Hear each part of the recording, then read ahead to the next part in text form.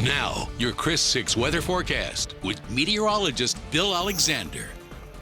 Hey, good afternoon, folks. It's actually looking pretty nice out there right now. Look at your weather bug out on 37. Unfortunately, back a little bit, there's a lot of slowdown there, so be aware that 37 outbound towards Calallen has got some big slowdown, some stop and go traffic out there.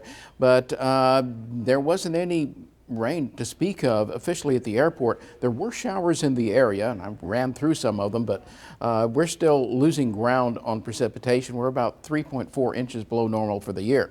Here's where it fell, though. Most of it out to the west and southwest of our own coastal bend area. That was a pretty strong complex of thunderstorms, what we call a mesoscale convective system, but it weakened rapidly as we expected it would because of more stable air in our environment here.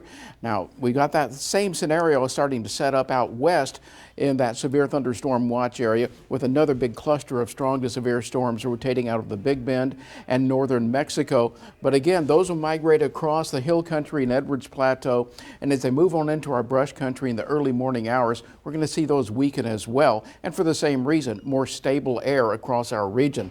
Now, it's cooler over the panhandle again. You got 50s up there. There's another cold front trying to work its way down. This one ultimately will make it to us, but right now you're seeing 80s and 90s in South and deep South Texas. Air temperatures way up there. Now along the coastline, the seawater is affecting it and moderating temperatures to the mid 70s, but those dew points are paying that premium there. Naval Air Station sitting at 73-degree dew point, and you can see that's oppressive out there.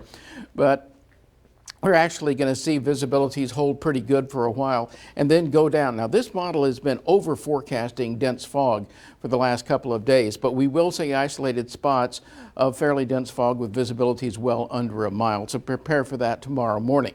Here's the front I was talking about. This one will retreat to the north. Notice the big time thunderstorms. Well, they're not going to make it here. We are going to see some scattered showers the next couple of days, but that next cold front makes it on in here about mid-morning on Friday. And once it does, then you're setting up a series of upper level disturbances to establish a lot of moisture, some overrunning pattern. You're going to see that beginning late Friday and then really setting up on your Saturday and Saturday night. Notice the best chance of rain there before pulling out on Sunday.